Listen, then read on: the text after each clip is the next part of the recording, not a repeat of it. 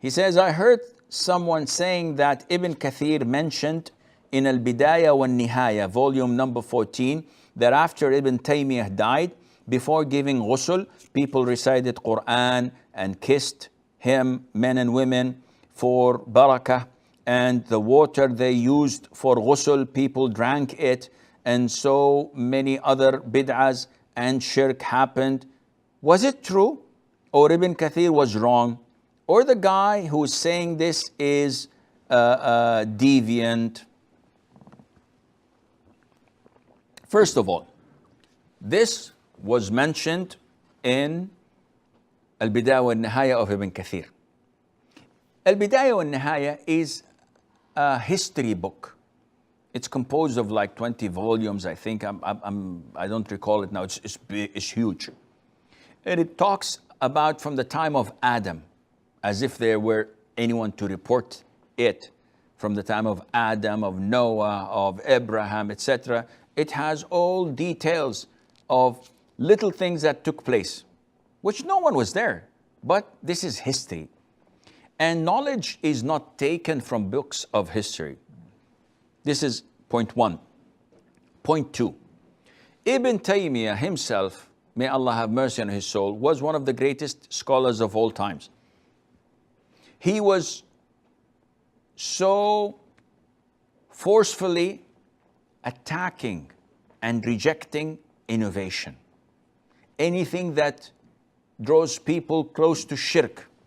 He was protecting the tawheed. And he would never approve or had approved any of these acts mentioned. Thirdly, none of those who had performed these innovations, such as reciting the Quran, kissing the dead body of women to a dead person, who does this? Seeking blessing through kissing him, or even drinking the water after washing him? What nonsense is this?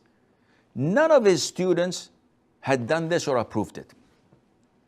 And the laymen do more heinous things than this. So whatever was reported and done was not done by the approval or acknowledgement of Shaykh al-Islam ibn Taimiyyah, because he was dead. Now the issue is, why didn't Ibn Kathir comment on such practices? I don't know, and personally, I don't care. See, we do not take our religion from Ibn Taymiyyah or Ibn Kathir or Imam al-Dhahabi or Tom, Dick or Harry. They are great scholars of Islam. We put them on the top of our heads, and we are not even equivalent to their toe fingernail. They have vast knowledge, but the religion of Allah Azza wa Jal is greater than them all. And Allah tells us that whenever there's a dispute, refer back to the Quran and to the Sunnah. فَإِن تَنَازَعْتُمْ فِي شَيْءٍ فَرُدُّوهُ. Return it back to Allah and to His Messenger sallallahu alaihi wasallam, to the Quran and to the Sunnah. So whatever was mentioned by Ibn Kathir is unacceptable. Why didn't he comment? Allahu A'lam. Yet he is not, that is Ibn Kathir, considered to be from the Salaf, because he was in the 8th century Hijrah. And we know that the righteous predecessors are the first 3 generations. The generation of the Sahaba, of the Tabi'een, and of the Tabi'it Tabi'een. Therefore, those who circulate such a quote while ignoring the whole iceberg.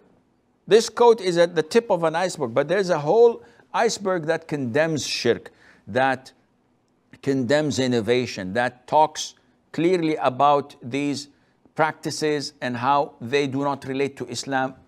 Not only that, that they even invalidate Islam. So those who quote it definitely have illness in their hearts, because they've neglected all the teachings of Ibn Taymiyyah and came to an incident that happened after his death. What do you want him to do? To rise from the dead and say, listen, this is bid'ah, this is innovation, what are you doing? This is not logical. And Allah knows best.